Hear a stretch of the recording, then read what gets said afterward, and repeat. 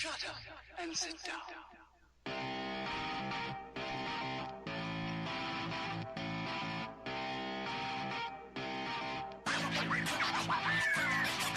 You're listening to the Cheaters Never Pin podcast, a proud part of the Section 328 family.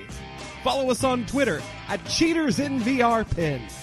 Now, live from ringside, it's Mr. Workrate and JC.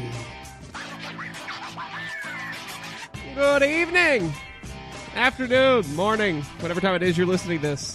It's still the Cheaters Never Pin podcast. You can't predict when you're going to listen. Well, I mean, true. If we had those tools, we wouldn't be doing a podcast. That's true. We would be doing this on the radio and actually making money. But this is the Cheaters Never Pin podcast. We thank you for joining us this week. I am JC, and next to me here at the commentary table is my good buddy, Mr. Workrate, Tom. Wonderful again to speak to you, JC. It is. It's a good day. How's your day going? Still breathing. It's important. Learned about some new merch that I'm a little excited about, but we'll get to that later. We'll get to that. Yeah. Fun, but we have a lot to talk about this week. We'll go through extreme rules or extremely specific rules, however you want to look at it. And we'll talk about that show. We'll go into a little bit of New Japan and Best of the Super Juniors finishing up and looking ahead to their second biggest show of the year, Dominion, which is this weekend. We'll talk about YouTube and what culture and that whole controversy that went down over the weekend. We've also got a 10 count and a match exchange for you.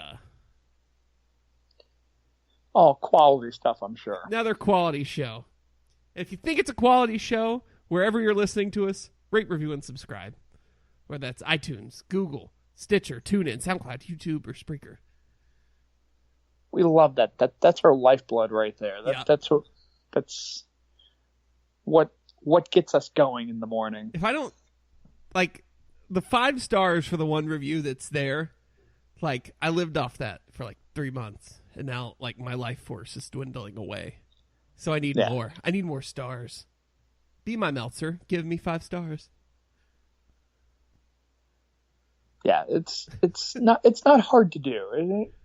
And just think of it this way: you can be like the second person who walks on the moon, still makes the history books. The second person to rate and review us gets a hug. Gets to be in our virtual history books. True. They also get a hug, maybe if you're clean. Like drug-wise or actual shower? It's really up to management discretion on that one. Got it. Yep.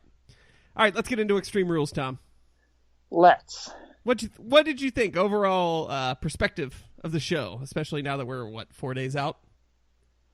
I mean, it was fine. It was fine for a... these are the B-level pay-per-views that we're getting. These are our in your houses or whatever you want to call them, I guess. These are our bi-weekly pay-per-views that we're getting.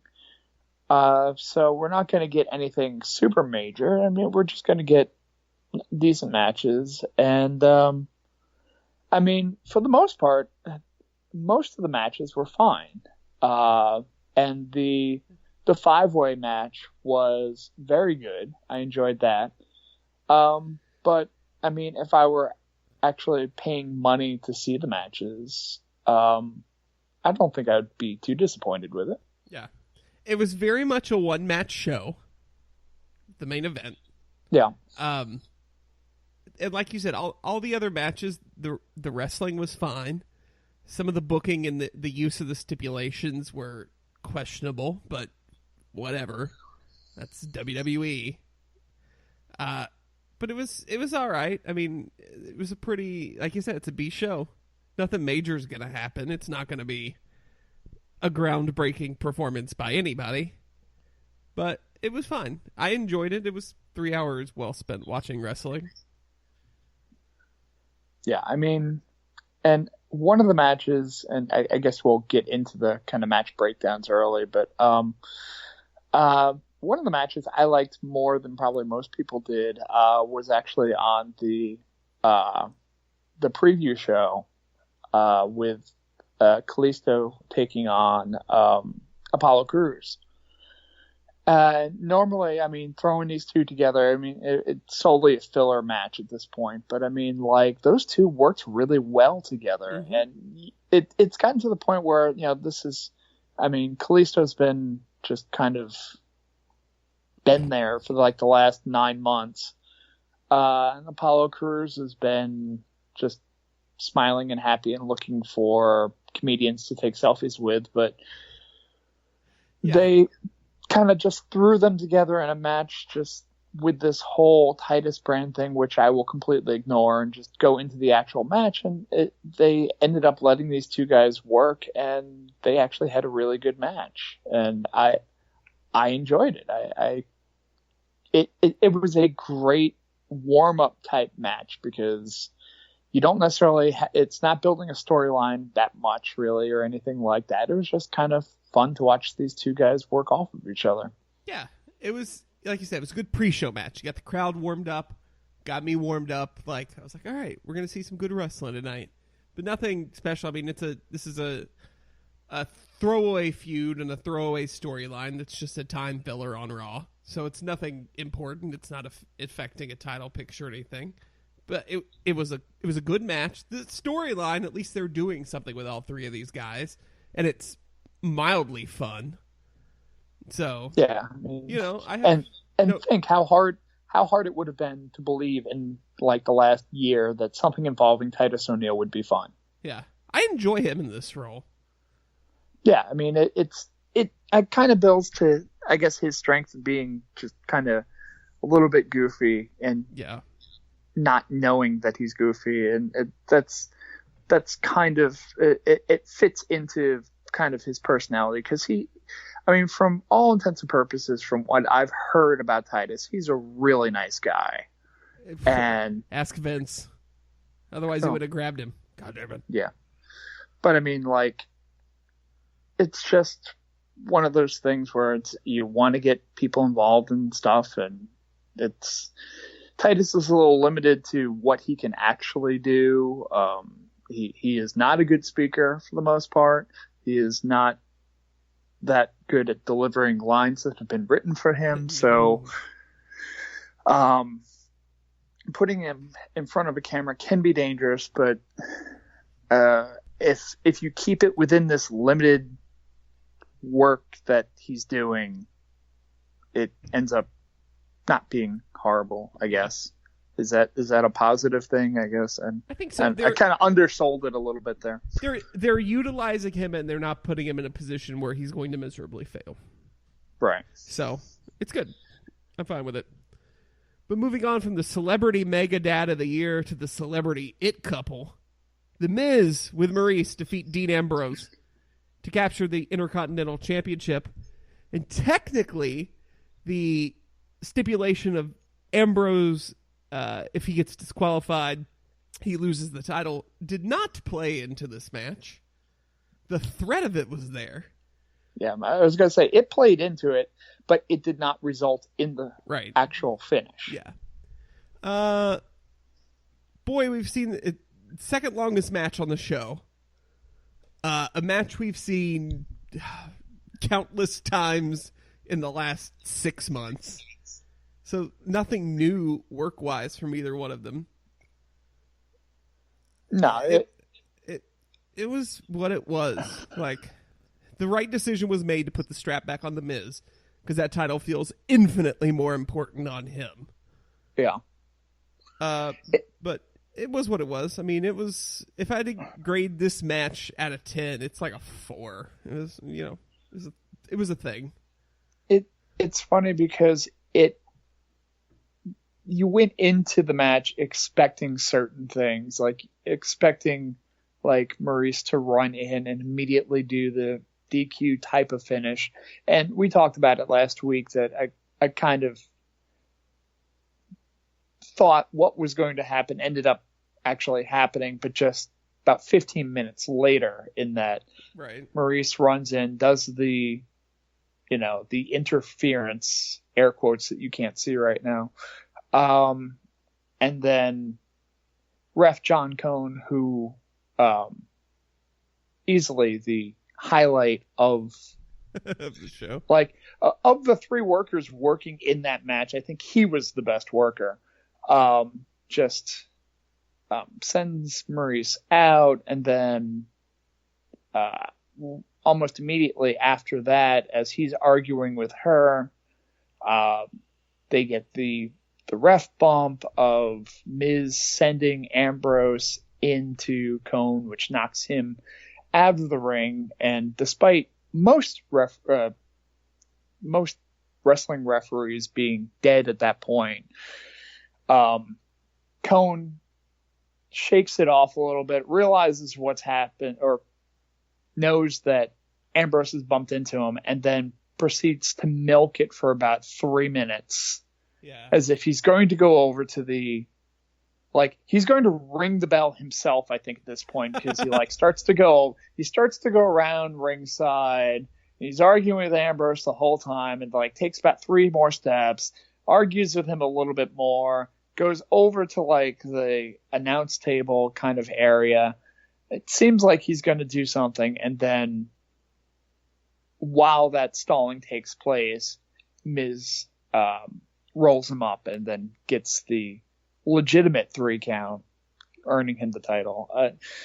The stipulations, I guess teasing the stipulation, which everybody assumed was going to happen, because when you have a stipulation like that where the heel's kind of in the driver's seat, it almost guarantees a title switch. Mm-hmm. And then to kind of switch it up a little bit and not have the expected finish, it kept it a little bit fresh, I guess, but it is. It's an Ambrose Miz match.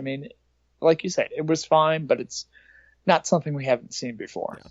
I think we're all just grateful that, and you touched on this earlier, that a Hebner was not a referee in this match, because we would have been without a referee for 5 to 7 minutes. Yeah. Next up, in 6 minutes and 20 seconds, Rich Swann and Sasha Banks defeat Noam Dar and Alicia Fox. And Rich picks up a win in his hometown. And as Sasha and him would note on, I guess it would have been Raw Talk after the pay-per-view, the streak is broken. You can win in your hometown. Yeah, I like the fact that they acknowledged that afterwards. That was the first self-aware moment of WWE this week. Yeah. For the match itself, it was fine because it was short, and you almost kind of felt a little bad for Sasha being in this kind of role where she was, one of the top women on Raw pretty much, and exchanging the belt with Charlotte back and forth, and now she's doing a mixed gender tag match with 205 Live. It's what happened, girl? But at least this is keeping her exposed in what they would see as a prominent role, whether the fans would or not, but in a prominent role on television every week, instead of being stuck in the cluster that is the Mickie James, Dana Brooke, Nia Jax, Alexa Bliss mess that's going on right now. Yeah, it keeps her away from that, fortunately. Yeah, it was something else to do, and it kind of gives us a little more insight into seeing happy Sasha and kind of dancing around with Rich, and the two of them seem to get along well. So it was kind of cool to watch them kind of play off each other a little bit. But yeah. And if we're still gonna do the Sasha turn, it makes us forget about the Sasha turn for a little while. Oh no, she's not kind of being bitchy now. She's fun. Look at her dancing with Rich Swann. And I think she plays off Swann as a face partner way better than with Bayley. Oh yeah. If you're going to keep her face, this is the way to do it. And I have no problems with her in this space right now. Because, and I think I've said this before, people complain a lot about as soon as someone gets called up from NXT, why aren't they just the rocket strapped to them and they all have the title? Well, they're going to have 10, 15-year careers. So there's going to be ups and downs. Yeah. So, but she's on TV. She's in matches. She's getting cheered still. Like, okay, this is fine. And the match was fine. It's not doing damage to her. Okay. And the thing was, too, I mean, I don't know if it has to do with her schedule or what, but she was getting busted up pretty bad for a while when she was doing the run with Charlotte, where she was getting hurt a decent amount. Not necessarily enough to get her out for an extended period of time, but she was getting bumped and bruised and, like, you know, out a couple of weeks here. And yeah. She kind of got to the point where I think she was getting a little exhausted along with her bumps and bruises. And this kind of takes her out of the picture a little bit, allows her to do a little bit of an easier schedule. And, you know, just maybe lets her heal up. So, and, you know, it's the way that the cycle works too. Kind of just drop down for a little bit, wrestle the easier stuff. And then, you know, in 3 months or so, we'll get you back into the picture. Right. Moving on to the women's title picture. It's a good transition off of Sasha talk. Alexa Bliss defeats Bayley in the kendo stick on a pole match. The shortest match of the night. 5 minutes, 10 seconds. Oh boy, this was... So the match starts. Alexa basically tells Bayley, why don't you go grab the kendo stick? Bayley, being stupid babyface, goes to do it. Alexa attacks. They battle for another 30 seconds. The kendo stick comes down. Bayley gets it. The way they're making it is that, you know, she hesitated for too long. She's too nice of a person to attack Alexa. Alexa gets the kendo stick, beats the crap out of her, retains the title. Yeah. I mentioned this a little bit online. I don't think that the way that this match was booked probably looked great on paper. Right. Because theoretically, it all could have worked. You've got Bayley, who's, you know, the super uber babyface that, you know, she doesn't necessarily want to do this type of match. She's not the type of person to hit people with foreign objects. The only reason she's in the match is because she's so pissed off at Alexa right now.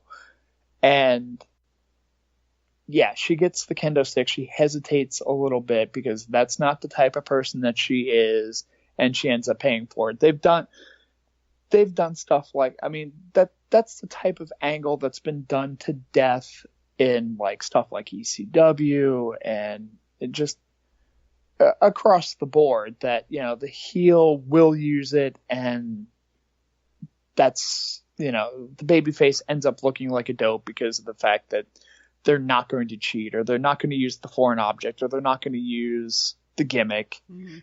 They're just going to do it the right way, and the right way ends up biting them in the ass. I just feel like they've so irreversibly damaged Bayley at this point, between making her look like a total geek last week with the "this is your life" thing, and then here you have her saying, I can get extreme, and then she doesn't.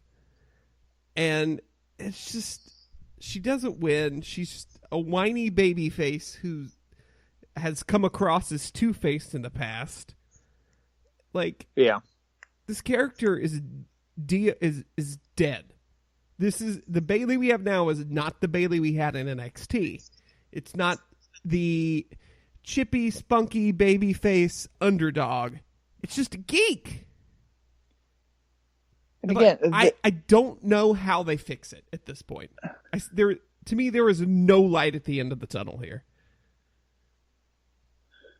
I think you have to, and see, the way that I could see it, in theory, not being the person that has to make money or anything like that, is she takes a couple of losses and you send her ass back to NXT. Yeah. But you can't do that because she's still selling merch. Yep. At least for now. So while she's still on the main roster and she's selling merch, you have to keep her in the main roster. And I don't know if it's a thing of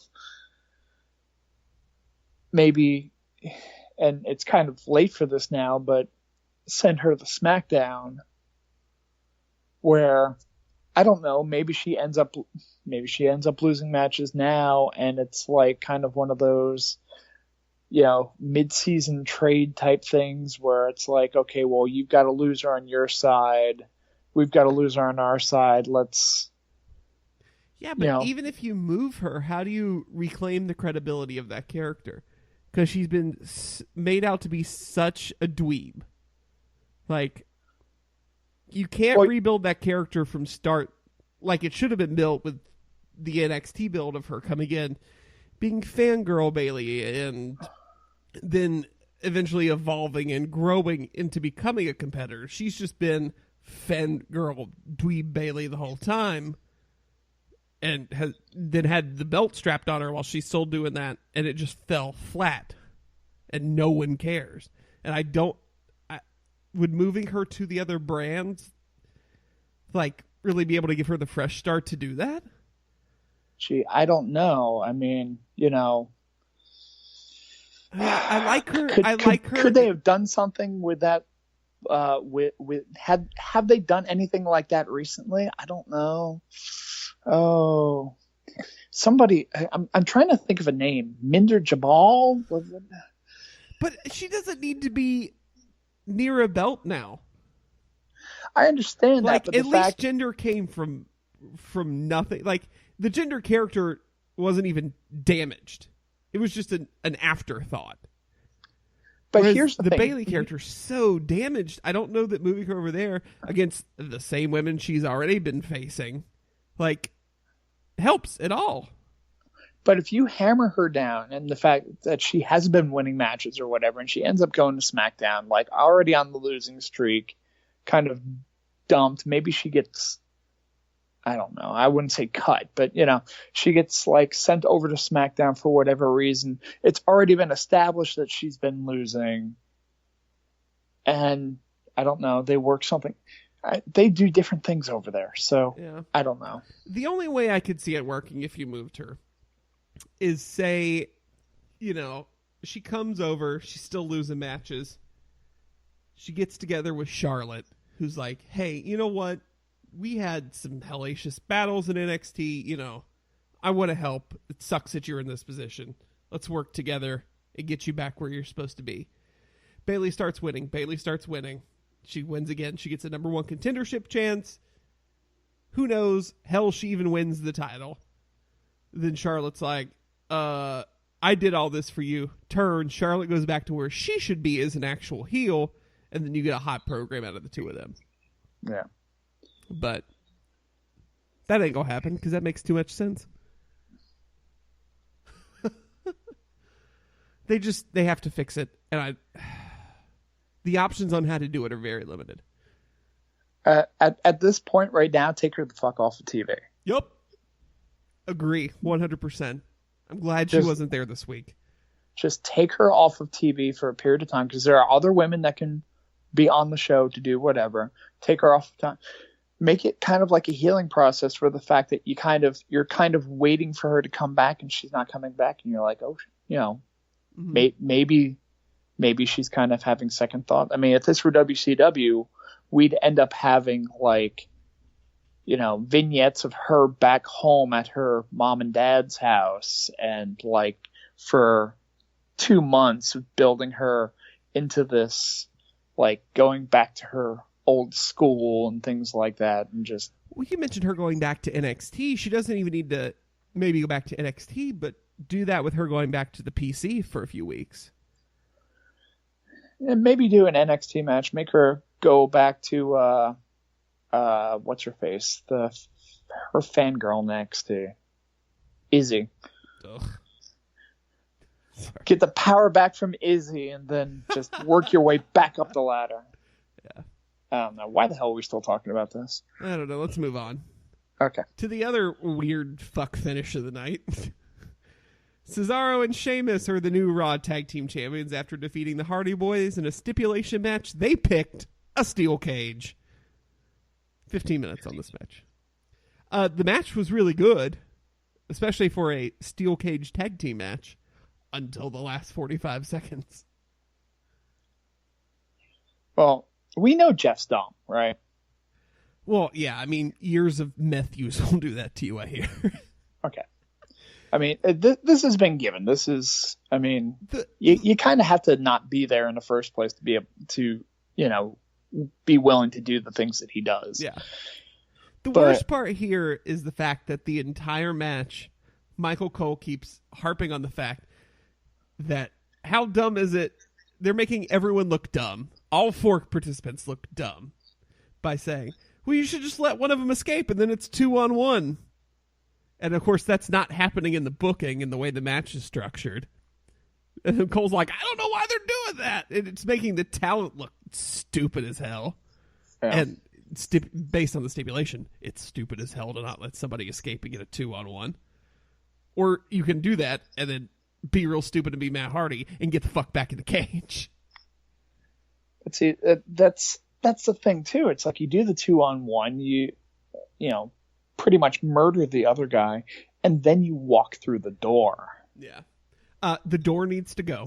Period. We need to be done with the stupid ass door thing in professional wrestling cages. I'm sick of it. And I knew something like this would happen as soon as they're like, the only way to win is escape with both members of both team or both members of the team with their both feet on the ground. And I was like, oh shit. And then they do the photo finish and it just, I mean, the crowd was kind of hot for it, but watching it on TV, especially with the commentary selling it the way they did, oof. Maybe this is a really good match on mute. Yeah, I don't remember paying much. Maybe I block him out. I don't remember listening to Cole that much. So that's all I can focus on. I mean, you're right. I mean, these are 4 guys that work decent style, and like Cesaro and Sheamus the cage match works well for them just by their particular style and how stiff they work. And the cage is tall, which works for Jeff. I mean, it was the things were in place to have a halfway decent match, but yeah, it's the stipulation that kind of kills it. Yep. And I don't like. I mean, I was raised on WWF Escape from the Cage matches, and then I would sit there and watch NWA/WCW, Crockett, whatever, where you could actually there was no escaping from cages. You use the cage as a weapon pretty much, and then you pin somebody. That's how cages worked in like the South, I guess. So I was constantly conflicted where I was watching these one matches that were like, okay, well, you have to escape. There is no pinfall. And that was like beaten to death into me. Like, there is no pinfall. That's not how you win this match. You just need to escape. And that's cool. And then you watch another match and it's like, it just keeps them in. They can't escape. And almost guaranteed in like those NWA matches, like Dusty Rhodes would be involved and the Horsemen would come out and pretty much get into the cage and lock the cage behind them and break Dusty's leg or do the things that they would do there. But yeah, I like pinfalls in cages. I don't like the whole kind of escape thing. But yeah, we knew some kind of tomfoolery was going to happen. And it did. Hopefully, now Hardys weren't back on TV on Monday, right? No, they will be off for a while because I think, according to Matt's Twitter, Rebby is giving birth very, very shortly. He's back in Cameron. Yeah, that's what I thought I had seen. So, I mean, and especially when the titles did change, I go, okay, we must be at that point now. So yeah, I wasn't expecting to see Matt and Jeff anytime soon if that was the case. And hey, man, if Matt's got to be at home, now's the time to give Jeff his Universal title push. No? Sure. Okay. Neville retains his WWE Cruiserweight Championship in a submission match against Austin Aries in 17 minutes and 35 seconds. Boy, this is a good match, except for, you can't submit anyone anywhere but in the center of the ring, and, there are rope breaks and shit. It's so extreme. Yeah. It was so extreme. You had to get a submission in the dead center of the ring, Tom. Yeah. It was a really good match, which we called it the best wrestled match on the show. Yeah, and they gave him time. I mean, I wasn't expecting necessarily to get a whole bunch of time out of it, but like you said, 17 minutes. I mean, that's a lot of time to give to guy, 205 pretty much. And I think the thing that stuck out to me, because we've seen this match already several times, the thing that stuck out to me was at the very end, Neville gets his victory and he's in the ring and doing his, whatever. And they cut to an outside shot where Aries is like leaning against the ring apron as Neville's doing his whatever. And it just looks like Aries has this most Joker-like smile on his face. Yeah, he had this like little smirk. Yeah, and it's like, what's going on here? So it just that shot and the fact that they used that shot, like that somebody in the production truck turned around and go, get Aries. Like that I assume would mean something, and it kind of makes me interested to see what Aries' next step is, because he's not wrestling Neville anymore. So it makes me curious to see. Assume. Please, we don't need Aries Neville 4, do we? It's only been going on since Mania, Tom. Jeez. Yeah. Okay. So anyway, that match happened. Good match though. Yeah, it was enjoyable. Then it ends with the best match of the night. The Fatal 5-Way Extreme Rules match to determine the number one contender for Brock Lesnar's Universal Championship. Samoa Joe wins by submission. Coquina Clutch, 29 minutes, 15 seconds. This was such a good match. It really was. And it started well with everyone battling except for Roman just standing in the center of the ring, taking his booze like a fucking boss. Yeah. Which I loved that moment. I mean, it's just difficult to book a match like I can't picture booking a match like that, because you have 5 guys at the same time, and it's almost like a Royal Rumble where you're at that particular point where people have to lay down in a corner basically, or outside of the ring, and okay, we let the 2 guys work for a little bit, then they do their spots, and then they go to the outside, and then we have 2 more guys come in and do their stuff. But it didn't feel that way necessarily. No, it didn't at all. And it could have been a lot worse, and they hit on pretty much everything. And that end sequence where Roman's down and Finn goes for the coup de... should I say it the Michael Cole way or the actual way? The coup de grace? The grass. The coup de grace. He had it right on Monday. Okay. Somebody actually took him to French class. Cool. And nails him with the coup de grace. And just Samoa Joe out of nowhere, because he's, a giant Southern California ninja, just slides in and just locks in the Coquina Clutch. And it's like, oh, this works beautifully. Oh, it was so beautiful. I mean, I was inches away from chucking a pint glass across my apartment had Roman won that against Finn. But then it was Joe, and I sat it down gently and went, this is fun.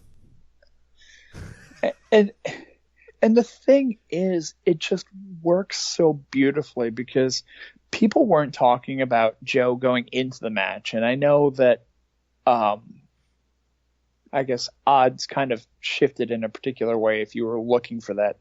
Because I had heard that the betting odds had gone a particular way, but smart money tilted to him about 2 or 3 o'clock that afternoon, I think. Yeah, but out of those guys, like, Joe's done nothing pretty much since he's been called up except be in this Seth Rollins feud, which no one's really cared about. And Joe's been in this position where, like, he's just kind of a goon, and it's not doing anything for him. He's putting over people. He was in danger of being wasted, and he has one win in this match, and now everybody is like super geeked about this match against Lesnar. Yeah. And now suddenly he is the talk of the promotion again. And then you can even we can fast forward to Raw Monday. Him and Heyman was the segment of the night. Yeah. And it wasn't even segment of the night in the building because people couldn't hear what Samoa Joe was saying. But the whole moment off mic where Joe is explaining step by step what he's going to do to Heyman to put him in the coquina clutch and tell Lesnar exactly how this feels. And here's what's going to happen. First, you're going to get real lightheaded and dizzy. And then your vision's going to start to go. And then you're going to pass out. And then you're going to wake up and you're going to be real sore for a few weeks. And then he just does it. And he looks like just a total badass. And it's like you don't know how to feel about is he like, is that kind of a face thing? Are they kind of pushing Lesnar face now? Is it feels like they want to push Lesnar face since they had Joe attack Heyman. But Heyman's an asshole, so it's like. But they know how cheered and beloved Lesnar is. Yeah, I don't know. I think it's just pretty much like it's two guys kind of at the same level. I think because I don't know. Well, because they've made it feel that way. Yeah, They've elevated Joe so much in that 24-hour period to where he feels like a legit threat. And the good part was all 5 guys in that match from Sunday also feel like they could be a legit threat. Yeah. All of those guys are elevated coming out of that match. But I am incredibly looking forward to Great Balls of Fire penis logo for Brock Lesnar versus Samoa Joe. It is going to be a brawl, and I am so excited. Yeah. I mean, out of the 5 guys, I mean, because we were talking about, what happens if we put Finn into this match? You know, how are they going to book it?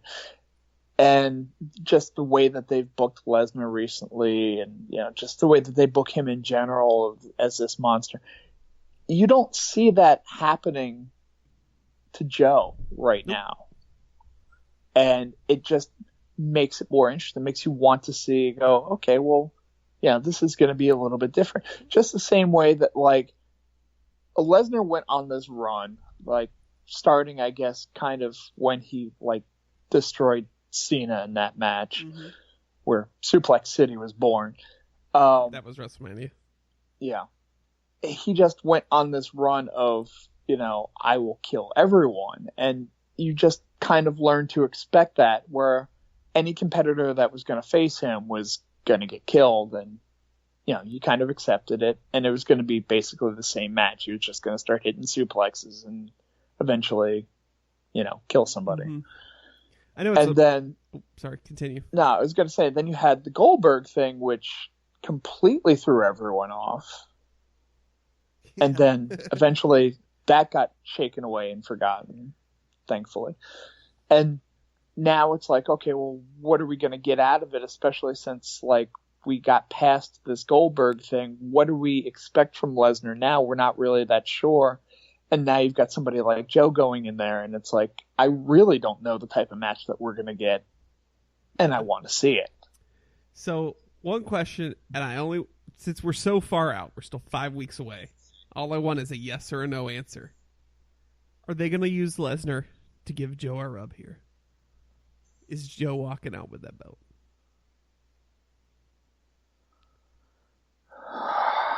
Just yes or no? No explanation. We'll get into that in 5 weeks.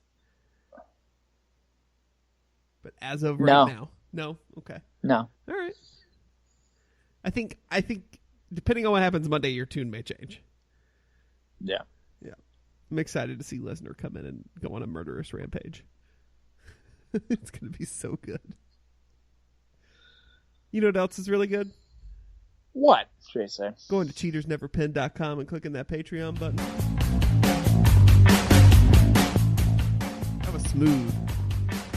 Just as smooth as you donating money to our podcast every week could be.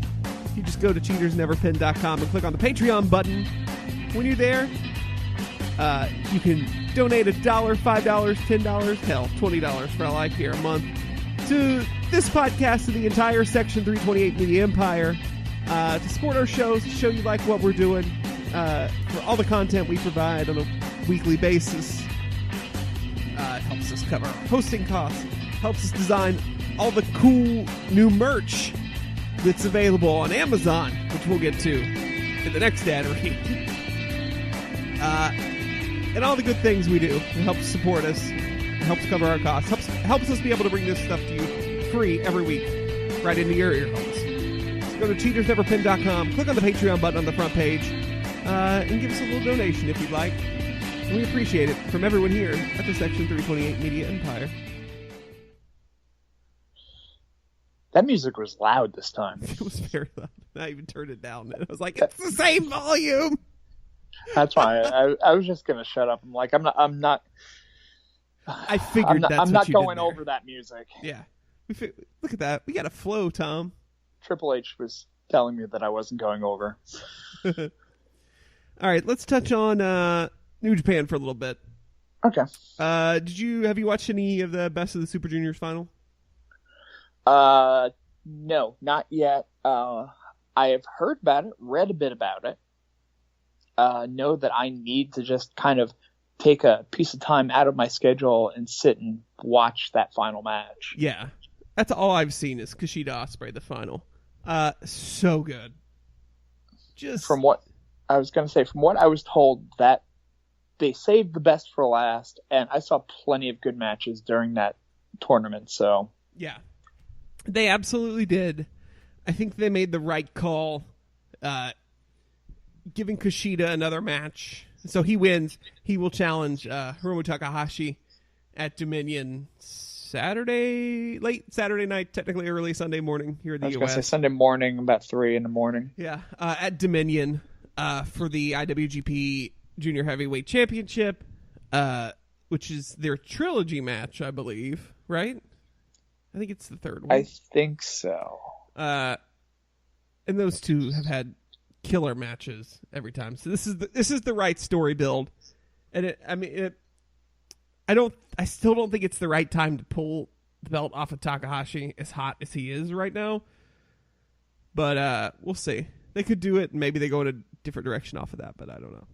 Well, in typical New Japan style, I mean, the whole Best of the Super Juniors event was a whole story for Kushida. I mean, just how he started slow, the armbar, his former finisher there, the Back to the Future lock or whatever the hell it is, mm-hmm. the hoverboard lock. Yeah, the hoverboard lock just didn't seem to be cutting it anymore, and he wasn't getting the points, and it was like, oh, is he gonna kind of fade away? And just to build him back, it's such a Japanese thing to do. It's like, he has to kind of build down and get his fighting spirit back, and then work his way back up, and just use the tournament to kind of build into a new finisher and to do the whole thing. And now he's almost like a brand new guy, and he's a brand new Kushida going into this match. He beats Ospreay, and now it looks like, he could legitimately take the belt back. And that's what you want in a build. Okay, well, this guy, he just lost. He lost the title, and it's his rematch. And we America have learned that, that rematch doesn't end up in a title switching back 90 8% of the time. But Right. you could see the title switching hands again. Like you're going into this match, you're going, all right, well, I have reasons for Takahashi keeping the championship, but yeah, I could see Kushida taking it too. You know, that's what you want in matches like this. You can see the stories being told. So, Yep. So let's run through the Dominion card real fast. Again, this will be. It's actually there's technically one pre-show match, so the show's really going to start at 2:40 in the morning or something, and then the actual card kicks off at 3. Pre-show doesn't matter unless it's a Royal Rumble event with cheeseburger involved. So the pre-show match. Stop me if you've heard this one before. 6-man tag team match with David Finlay, Shota Umino, Tomoyuki Oka, Hirai Kawato, Katsuya Kitamura, and Tetsuro Yagi. Are those the young lion guys? Okay. Yep. Then I know one of them's a real big tan one. Yeah. I like him. I like David Finlay so good too. Oh yeah. I can't, man, if WWE can get their hands on him, it's good money. Especially since his dad's already there. Have his dad managed or something. I was gonna say there's a path right there. Yup. 8-man tag team match. Tenzan, Liger, Nakanishi, and Kojima versus Tiger Mask W, Makabe, and Nagata. So you stick all the guys I like on one side, and all the Tiger Masks on the other side. Hey, I like the Kota Ibushi Tiger Mask W side. Oh yeah, I mean, yeah. You can like that. I mean, you gotta understand, these are all the guys I like from the 90s on one side. That's why they're in 8-man tag team matches now. Yeah, I know. I know I'm old. Shut up. Yeah, you old. Yeah, shut up, Tom. We'll get to that. That's a transition wasted. Yep. A gauntlet, never open weight 6-man tag team championship match. It's going to be interesting how this works. Los Ingobernables will defend against Bullet Club, the team of Fale, Hangman Page, and Yujiro Takahashi. Versus Chaos, represented by Ishii, Toru Yano, and Yoshihashi. Versus Suzuki-gun, represented by Taichi, Yoshinobu Kanemaru, and Zack Sabre Jr. Versus Taguchi Japan, which is Juice Robinson, Ricochet, and the funky weapon himself, Raisuke Taguchi. Wait, Zack Sabre's in Yes. Suzuki-gun? Yup. Does that make you like him even more? No. Dick. Roppongi Vice, Roppongi will defend their IWGP Junior Heavyweight Tag Team Championships against, yep, you guessed it, the only other tag team in this division, it seemed like, the Young Bucks. Yeah. Super kick. Yeah, we've seen this match 9 million times. Sometimes it is what it is. Do you want Young Lions to show up and start challenging for the titles? No. No, why would we ever want to build new talent? All right, number 5. They all have black tights. That's how you know they suck. Yep. Number 5, a match I'm looking forward to. War Machine defends the IWGP Heavyweight Tag Team titles against the Gorillas of Destiny, Tama Tonga and Tagaroa. I don't. 4 big-ass dudes beating the shit out of each other. Yep, I'm in. I so don't like War Machine. You know, if they're paired in the right match, they're really good. Otherwise, they do 0. The gimmick does 0 for me at any point in time. But if they have the right partners, they have a good dance. I mean, maybe it's the fact that they took the titles from Tenkozy, but yeah, I love the 90s. Singles match: Cody versus Michael Elgin. Big Mike. Should be a good match. Ooh, it's a Ring of Honor match. Cool. Yeah. We already covered this, but the Junior Heavyweight Championship, Hiromu Takahashi versus Kushida. This is just such an interesting match that I will absolutely watch it. The Lumberjack Death Match for the Never Openweight Championship. Minoru Suzuki defends against Hiroki Goto. Holy shit. it might actually be a death match. Someone's gonna die. Like, for real. Like, this isn't even a gimmick anymore. They're just gonna beat people with other people. They're just gonna pick up the lumberjacks and start throwing them at each other. That's why you get young lions. Yep. The IWGP Intercontinental Championship will be defended by Tetsuya Naito against 1-100 Burn All My Energy Hiroshi Tanahashi.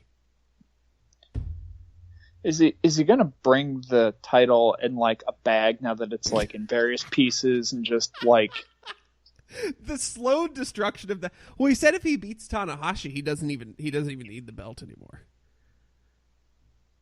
Interesting. I wonder if Tanahashi wins and they debut a new strap. I wonder if that's how they do this. Because that strap does not have another few months in it at all. I just kind of want him to win because I want to see like the next step is. Like he's going to bring out a blowtorch. I like the idea of him bringing it out of the bag and just dumping out all the pieces into the center of the ring. Just like shake it out. And then like, he kicks them out of the ring. Yeah. God bless Naito. And then the rematch of the year, the IWGP Heavyweight Championship on the line.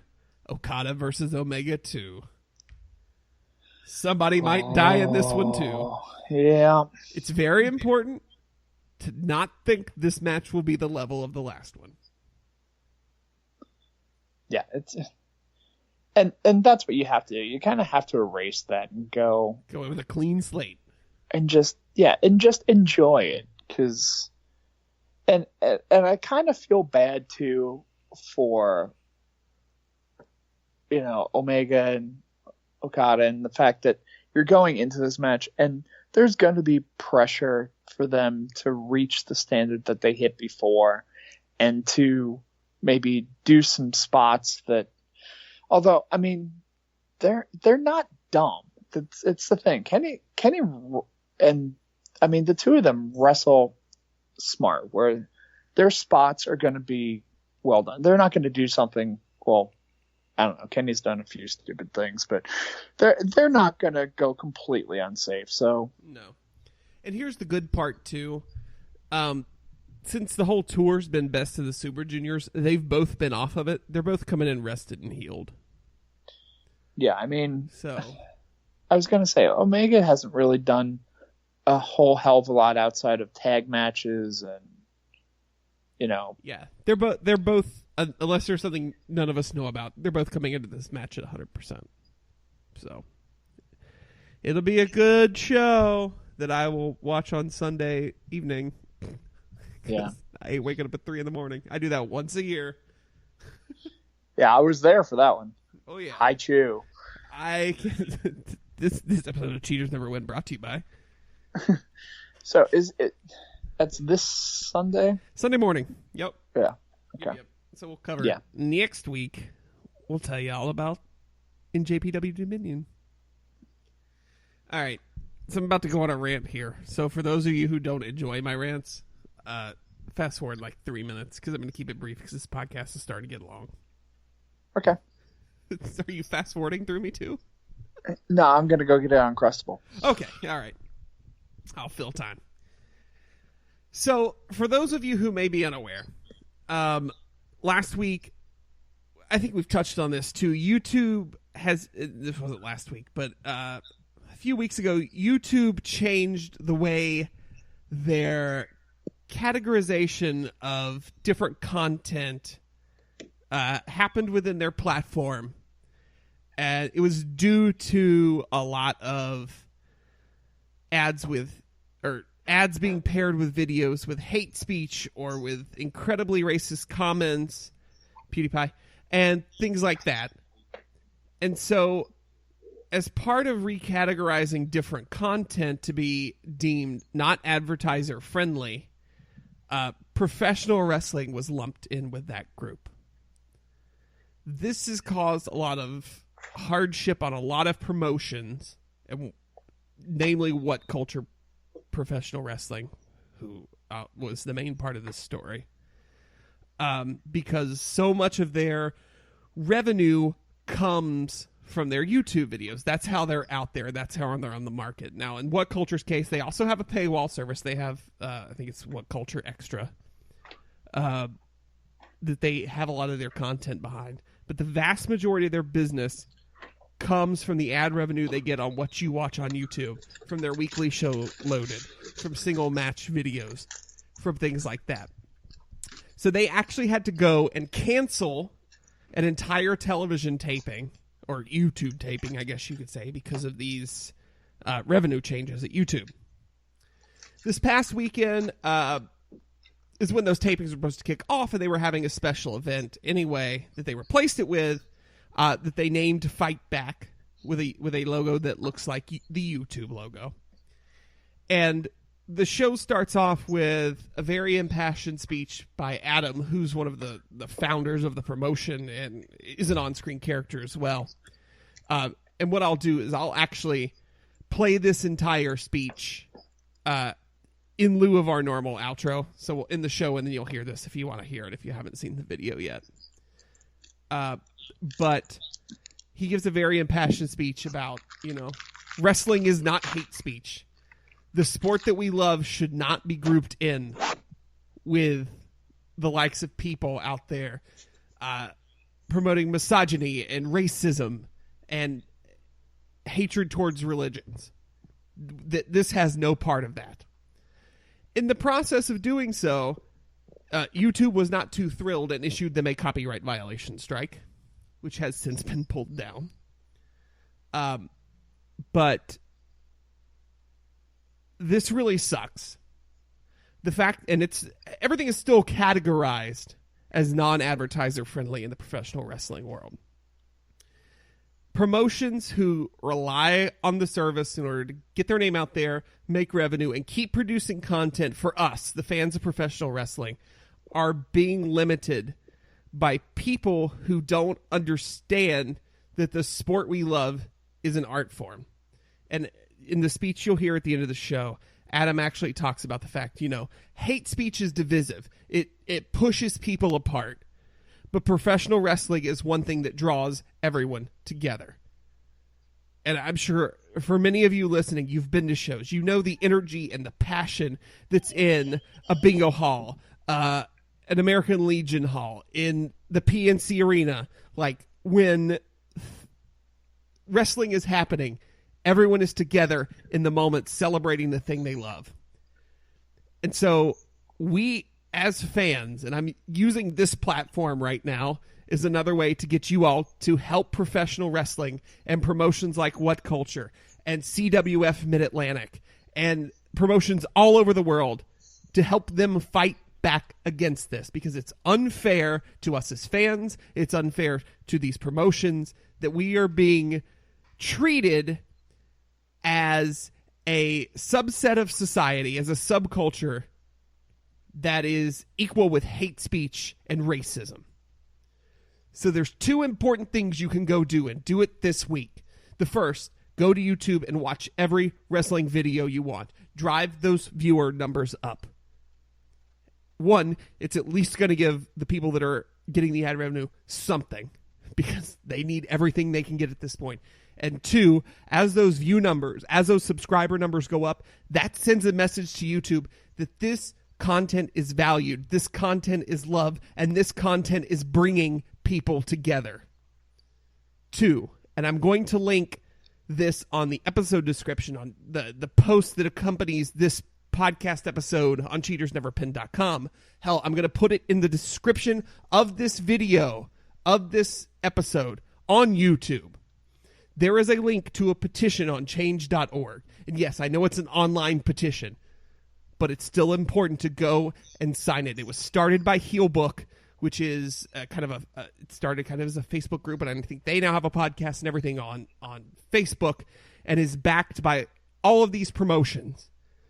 Go and sign it and help have your voice heard to YouTube, that professional wrestling should not be qualified in the same breath as hate speech and racism on their platform. I'm done. Good. I just finished that Uncrustable. Sorry, I've been feeling very passionate about that for a few days. No, and I'm glad that it's out there. I mean, and it's fascinating too that, like, I mean, wrestling's cut a lot of crap for a lot of the old school stuff that, like, a lot of stereotypes that have just racial stereotypes that have been constantly used in wrestling for the longest time with Asian wrestlers and black wrestlers and just things like that. But at the same time, wrestling has, like, over the years done a lot to kind of bring together and kind of, like, desegregate some areas just due to the popularity of wrestling stars that were minority. Guys, African American wrestlers in the South were extremely popular, and just like seeing the white wrestlers and some of the African American wrestlers together, like working together and just kind of getting certain areas desegregated, or clubs desegregated, and white wrestlers standing up for African American wrestlers and back and forth. It's a very odd relationship wrestling has with the racial ties and racism and that and all that, and just kind of to see that just that they've gotten past that, just over the last, say, 40 years or so, and then just to kind of have this, like, backtracked in. I mean, it's a TV show, and it's not even necessarily a TV show that's all that, like, extreme or controversial or anything like that, but just to have it just generically blanketed in such a way is just kind of, like, ridiculous to me. There's a lot of crap on YouTube and a lot of crap on the net in general, and it just over the last few years it's just been growing at a frightening pace, and it just sucks that it's taking down some of the good things along with it. So yeah, defend indie wrestling, sign the petition, watch it on YouTube. Yeah, do that. I'm trying to think of a good transition here. Did Shut up, Tom. Oh, there we go. If you also want to walk around your neighborhood and tell Tom to shut up, we have a T-shirt for you. If you go to cheatersneverbeen.com and you click the Amazon button on the front page, do your regular shopping that way, and we get a cut of the proceeds. Thank you for that. But two, if you go that way and then you click the search bar and you type in section 328, hell, I'm pretty sure if you just type in "Shut Up Tom," it comes up. We have our very own hashtag Shut Up Tom T-shirt that you can buy. So I guess it's kind of technically the first Cheaters Never Pin shirt too, right? I guess it's in a crossover way. shirt. You can tell me to shut up wherever. It's yeah. I mean, whenever I go on to one of those rambling things that I just went through just now, and you're thinking it in the back of your mind, and you don't want to necessarily say it because it's like, oh, he's kind of talking about racism. This seems kind of like serious or whatever. But yeah, where are my dick jokes in wrestling, Tom?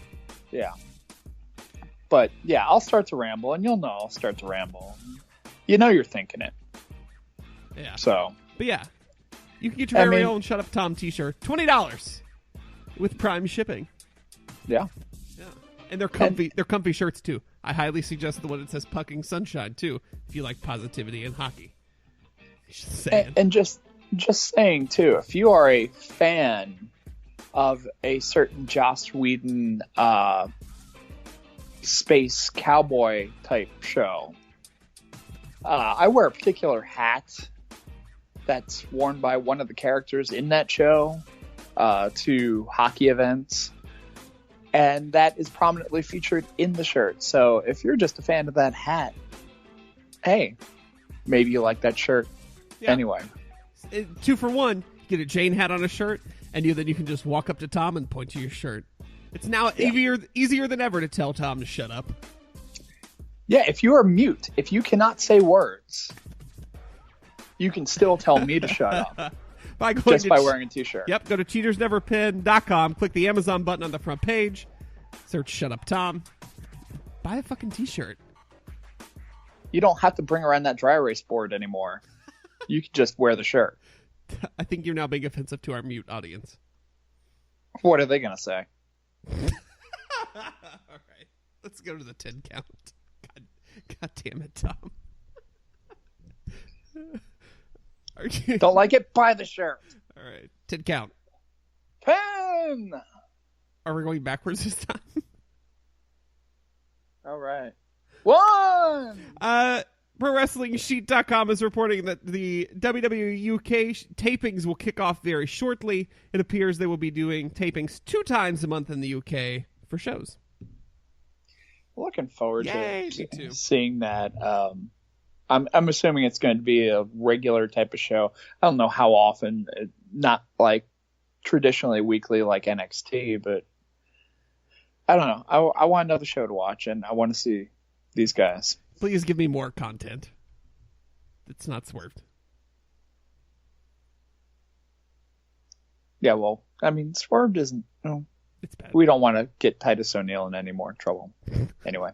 2! Thea Trinidad has signed with WWE.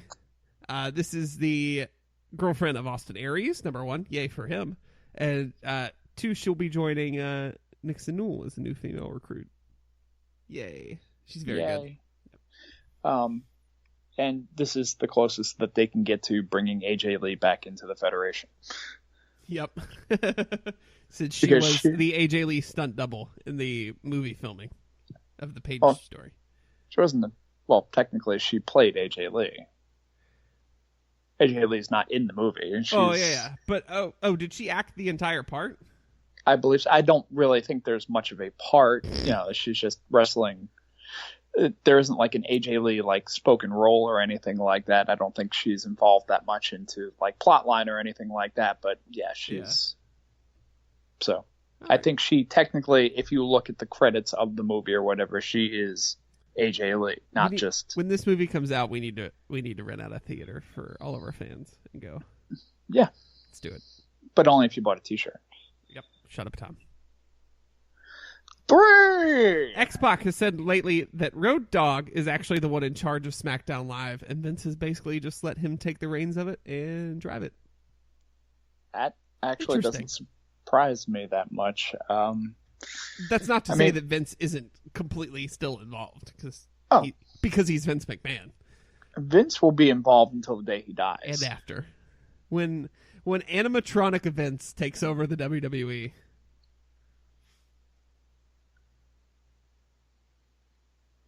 Nope. I'm just letting that absorb there. 4! The CZW Tournament of Death is this Saturday. And I have first round matches for you if you'd like to hear what stipulations are involved in the first round, Tom. I don't, but you're going to tell me anyway. There's a pane of glass match, Jimmy Havoc versus John Wayne Murdoch.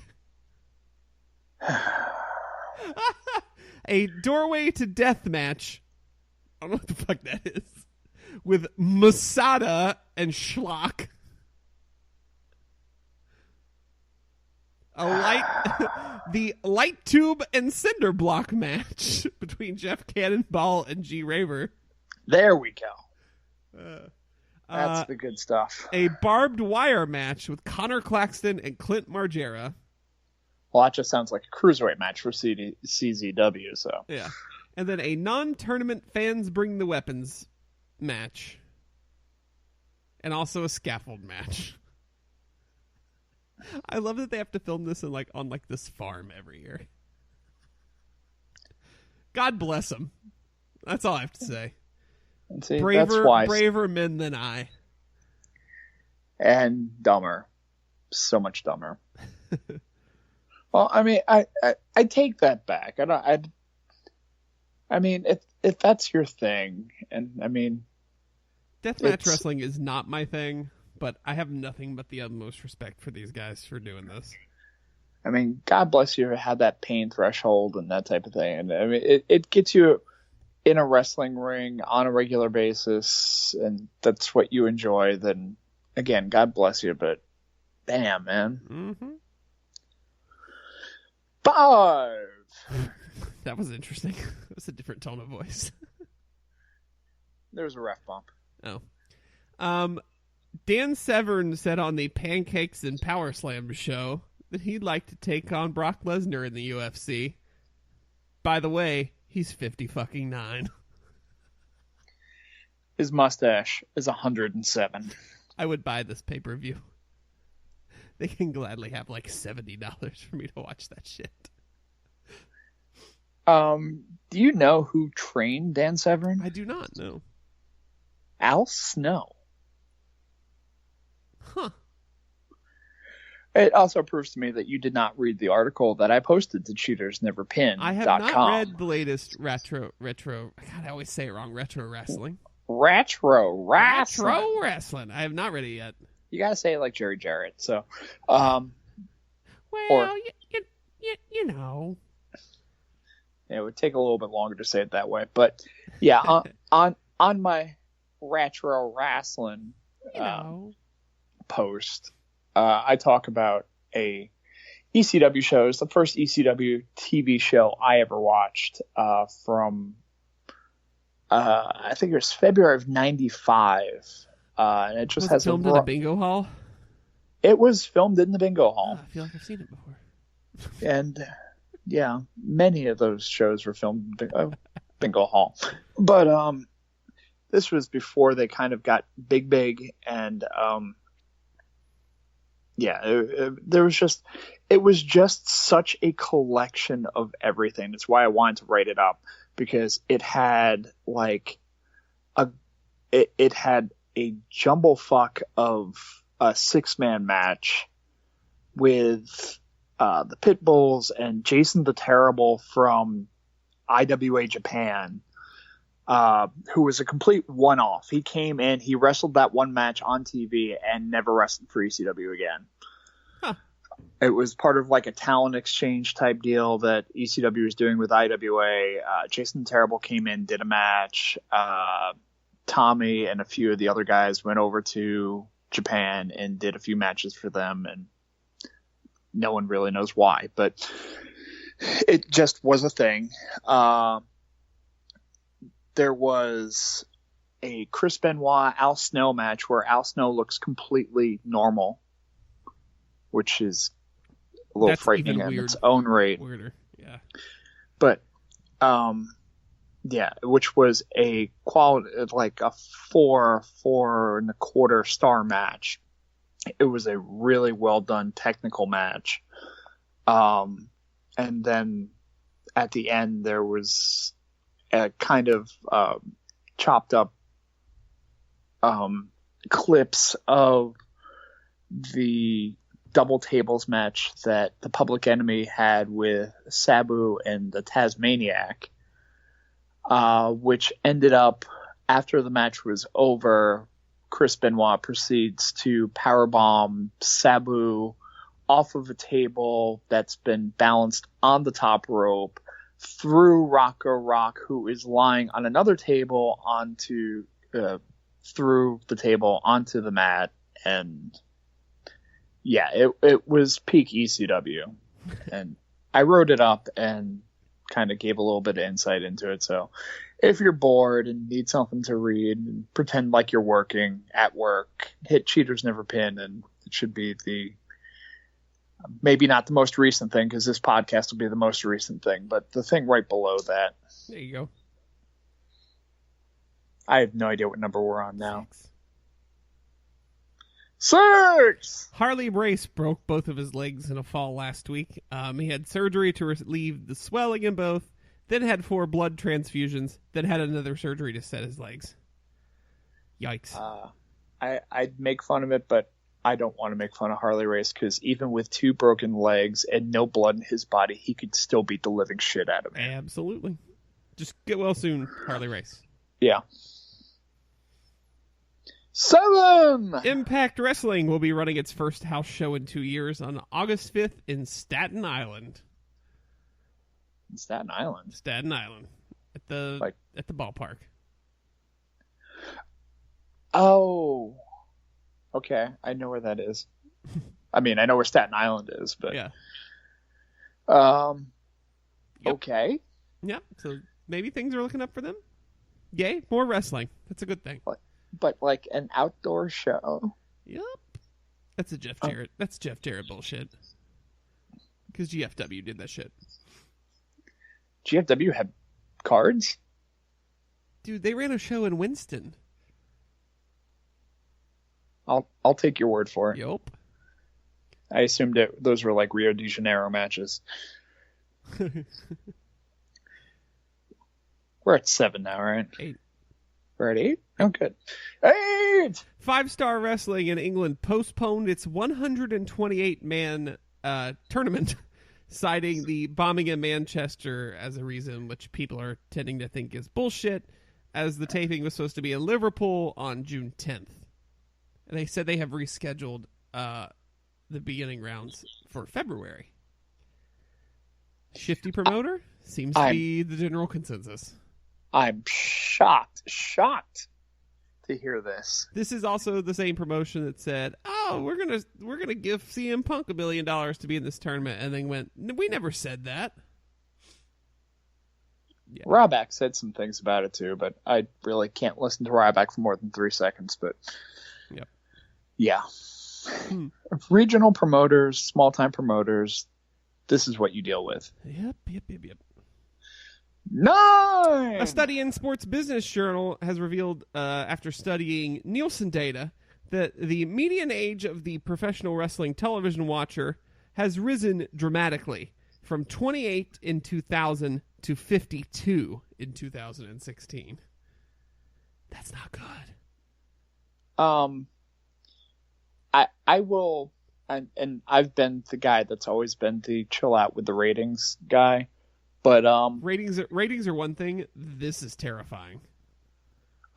If you look at the list, at least the list that I commented on earlier on Twitter, I think the youngest age in that list, and there's about 25, 30 maybe sporting type events in there.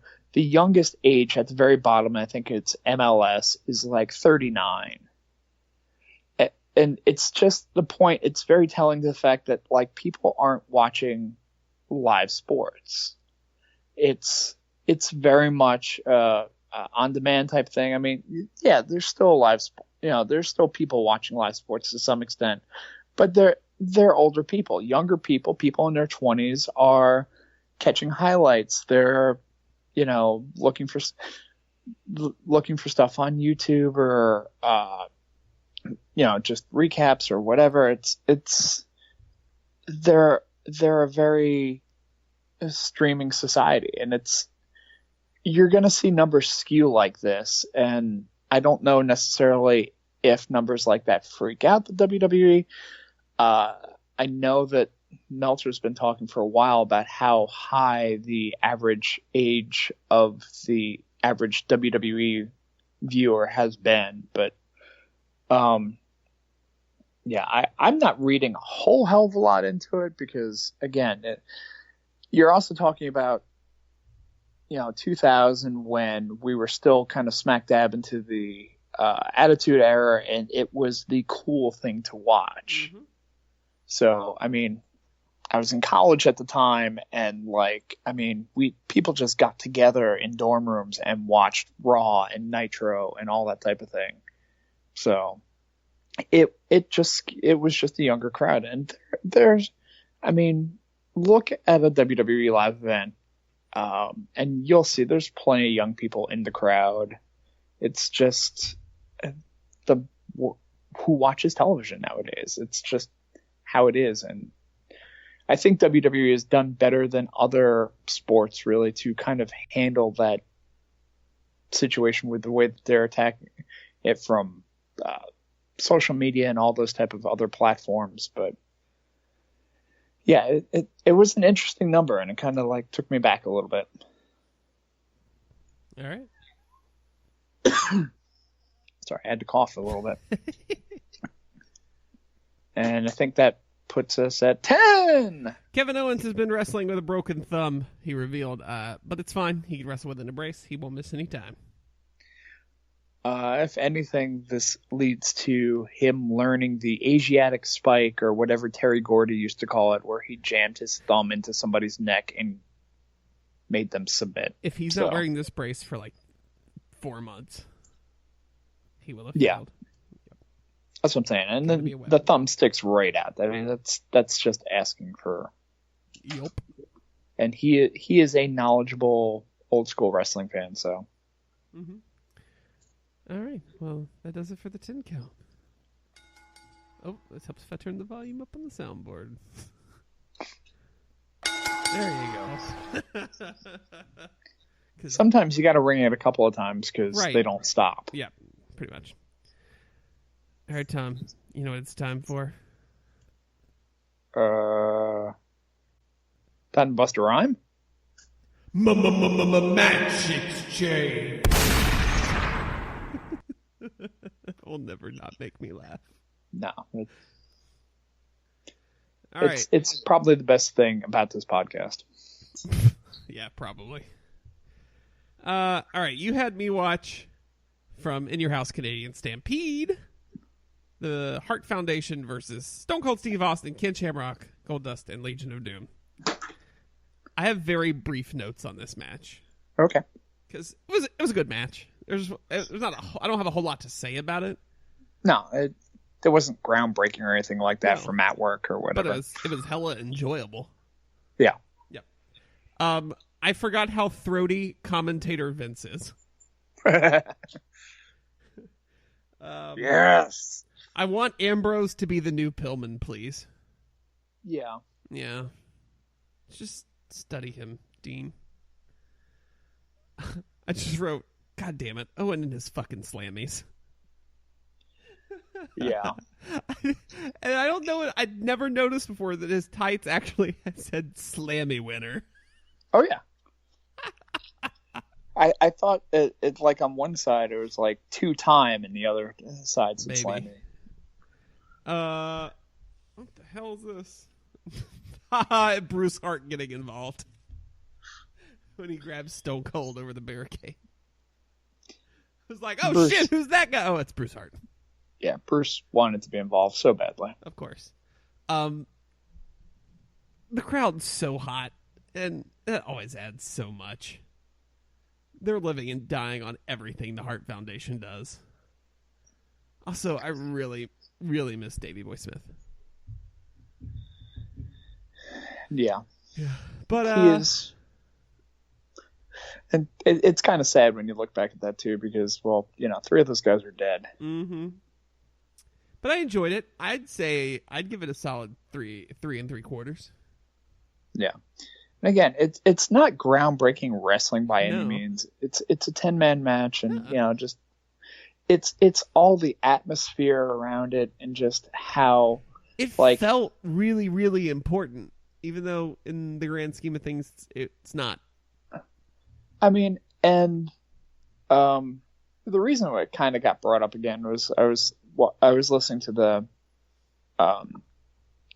the Bruce Pritchard Potter where he was talking about Owen Hart, and they talked about that kind of how that kind of developed in that particular pay-per-view, and that was an In Your House pay-per-view, which again, those are a lot of times basically throwaway kind of pay-per-views. And they're like, that was not planned. I mean, the whole kind of Canada, the anti kind of flip, the way that the crowd wasn't planned. You can't kind of expect that to happen. That just happens naturally. And, they're like, well, it just kind of ended up happening that they had, they booked these arenas in advance. and they hit their stop, so they had a pay-per-view in Calgary, and it just fit so perfectly in. They hadn't planned that. They hadn't said, okay, well, we need to get a pay-per-view in Calgary to kind of jump on this bandwagon of how Canada is going to approach these guys. And they said that, I mean, just like not only, I mean, how hot the crowd was in the arena, but like outside, just that whole kind of like weekend. It was like, you know, like a playoff atmosphere. It was the way Nashville is kind of, oh, not, I wouldn't go that far, but I guess Nashville's too loud, Tom. They're hurting my ears, and they're yelling mean things at our goalie, Tom. There's only 11 of those people at those games anyway. Not real fans. But yeah, I mean, it was fun. I just remember watching that when it actually happened, and just being gobsmacked about that crowd and how completely over the Hart Foundation was there. It's cool. All right, what'd you think of Matt Riddle and Jeff Cobb from Evolve? You're gonna hate me. Oh no! Oh no! I damn near fell asleep. No shit. I get Riddle, and this is my first time ever watching him wrestle, mind you. And I've heard so much about him, so it was guaranteed to let me down, just because I've heard so much about how like such a can't miss prospect, like pretty much guarantee, you know, he's going to be a future star, and he's got a good look, and he's got natural charisma, and like I see it, but I don't know how well it's going to. They're going to have to do something completely different with him, with his ring style, if they're going to bring him into like a WWE, because he's like Dean Malenko without like the aerial stuff that Dean would do. He is, I mean, it's an MMA style. It's a straight ground game. It's submissions, and you know the way it strikes and submissions, which it is. It's cool, and it's a very cool. It's a style that would be great in Japan. It's a style that, you know, it's a straight shoot style, and it's not something that necessarily a lot of people are doing. And like, I get it, but I don't know necessarily how well it would get over with mainstream. Okay. And I mean, it was a cool finish kind of out of nowhere, because I wasn't expecting Matt Riddle to lose, but and I can't think of the other dude's name. Jeff Cobb. Just seeing him at, you know, unmasked and just being Jeff Cobb, he's got a very Samoa Joe feel to him, it seems. I mean, that may be me being racist or whatever. No, it's true. But just the way that he's built and his kind of style and his, you know, his ability to move, it, like, yeah, I enjoyed watching him, and just would like to see more of him. And I guess I need to kind of see more Matt Riddle and kind of get used to that particular style. And I don't know, maybe I haven't gotten enough sleep recently either, but it just didn't strike me. And I don't know, it just, well, you gotta give it a grade. I'll go 2 3/4. Okay. Just because, I mean, there was nothing wrong with the match. It just didn't excite me. All right. Fair enough. What do you got for me for this week? Okay, I actually have to look up the date. Do you want me to do mine while you do that? Yeah, do that. Okay. Plus, you sold it so well to me, so. There you go. Yep. So, before peeling back the curtain, before the podcast started, I was like, Tom, you know I love you, right, buddy? Because I don't want you scared the hell out of me. I don't want you to hate me after I make you watch this. So, Tom, in the spirit of summer and the great American vacation, I'm taking you all the way to Sturgis. Oh, you bastard. WCW NWO Road Wild 1998.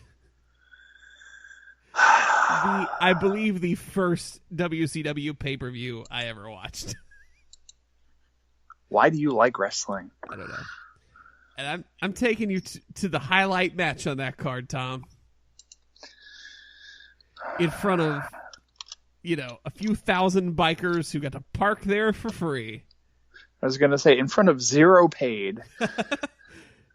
Hulk Hogan and Eric Bischoff take on the tag team of Diamond Dallas Page and Jay Leno.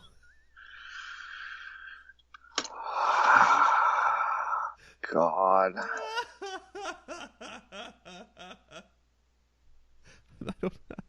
I don't know why I've been thinking about that match a lot lately, but I watched it today, so now you get to watch it. And the thing was, we used to be friends. WCW was good at getting these celebrities in or whatever, and they had, Kevin Green actually was a halfway decent wrestler for a guy that, was just a football player. Well, Arquette was the world freaking champion, bro. Front page of USA Today.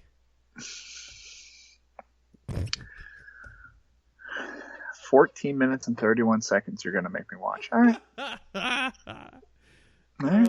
I love you. I love you, buddy. I don't think you it's do. It's available on the WWE Network. I should point that out for our listeners. All right, Tom. So, you're furiously changing your plans to get back at me. I feel as if I should just change this match, but okay. I'll still allow it. All right. Okay, so April 7th, 1986. In 3 different locations was WrestleMania 2, which we like to call the Deuce. Do we? Is that a thing? Shut up, it's a thing that I just made up just now. Okay. But at the Rosemont Horizon, I wanted to give you a halfway decent treat because most of this card was crap. But the best match on all 3 cards was the WWF Tag Team Championship match between the champions, the Dream Team, Greg the Hammer Valentine and Brutus Beefcake, taking on the challengers, the British Bulldogs, Davey Boy Smith and Dynamite Kid. For whatever reason, Ozzy Osbourne's also there. Oh, shit. I'm not sure why. The Rock and Wrestling connection? Yeah, but no, I don't know. But I wanted to get a match for you with Davey Boy and Dynamite before Davey Boy became the British Bulldog and damn near twice the size. Right. And before Dynamite Kid destroyed his back. Yeah. At the end of, I think the very end of 86, I think, is when he had his, because they were still champions at the time, when he screwed up his back royally. And then pretty much couldn't wrestle. When they ended up dropping the titles, he just stood on the ring apron, and I think they had a angle where Jimmy Hart attacked him before on the ring apron with the megaphone or something to take him out of the match, because he pretty much got carried by Davey Boy down to the ringside. Okay. Because his back was completely destroyed. He was never the same again, but and he's in horrible shape now, but yeah. All right. But these were the good times, so yes, I'm looking forward to it. When Captain Lou was there and there wasn't an actual literal bulldog. Oh, sad. All right. I think that about wraps us up for another week, Tom. So tell the people where they can find you on the internet. Go to the Twitter machine. Look for Mr. Workrate. It's at MR Workrate. Don't look anywhere else. Just do Twitter.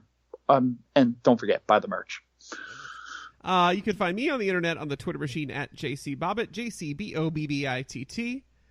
You can find the show on Facebook, facebook.com/cheatersneverpin.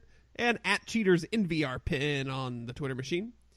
And as we told you at the beginning of the show, if you want to make me happy, rate, review, subscribe, wherever you're listening, whether that be iTunes, Google Play, Stitcher, TuneIn, SoundCloud, YouTube, or Spreaker.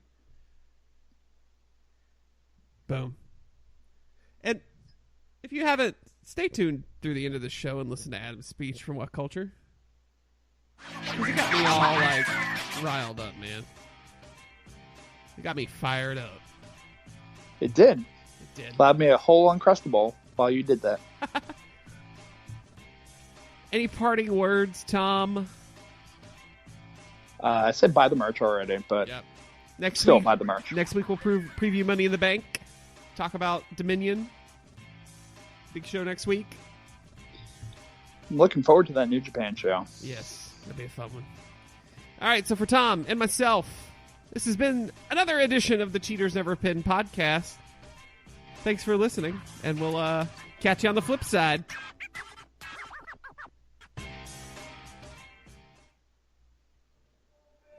"12 months ago, WCPW held its first tapings in a warehouse in Newcastle with a broken roof.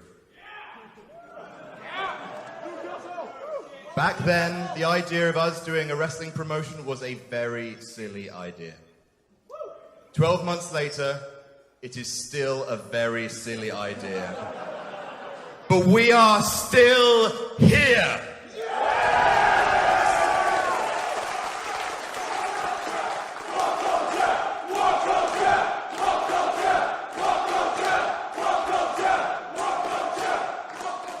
We're here in Manchester for WCPW Fight Back.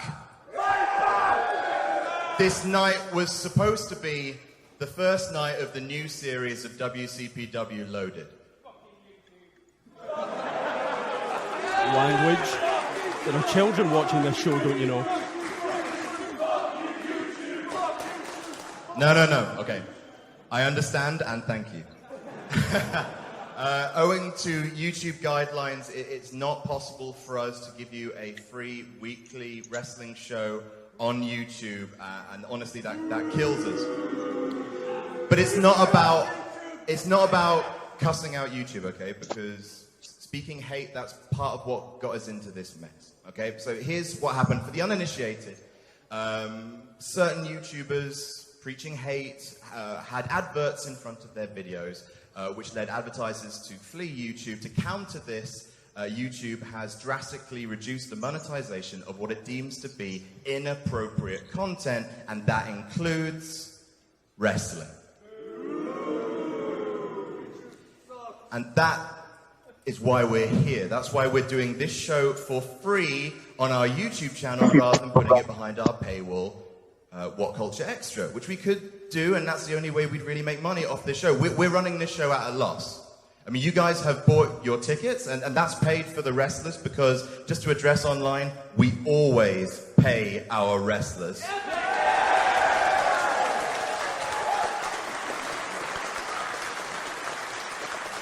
But here's why I'm here. It's because this is a statement. That's what this show is. It's a statement to YouTube that wrestling does not deserve to be classified, tarred with the same brush as hate speech, because what hate speech does is it tears people apart. What wrestling does is it brings all of these people together here tonight. Wrestling is about creating a community. That's what every promotion does. Progress has its family, so does Rev Pro, so does Fight Club Pro, so does ICW. WWE has its universe. WWE is being affected by these changes. It's got to the point where I'm standing in this ring trying to make Vince McMahon money. But no, they all deserve to make that money, because YouTube, it allows us to reach our community of fans that we are building. That's what culture is. It's a community of fans who love wrestling, because wrestling, it's an art form. Wrestling is an art form. Am I wrong or am I right? But the only thing I agree with this man on. Thank you, one person. But we want to do this show for free. We're going to cut this segment out and we're going to put it on our YouTube channel along with the rest of the show for free, because we want you at home, we want you to share this video. We want you to, at YouTube, there is a petition going around by Heelbook. In order that petition wants wrestling to be removed from inappropriate content. We officially endorse that petition. We're gonna put it in the description underneath this video. Read it, sign it, share it. That's what this is about. It's about making sure that wrestling gets the respect that it deserves.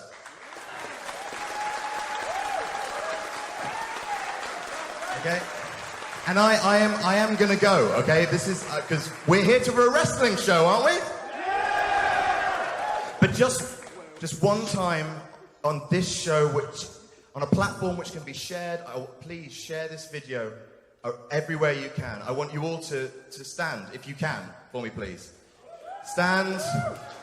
And I just want you, for everyone listening at home, for everyone at YouTube who may see this, I want you to make some noise for how much you respect professional wrestling.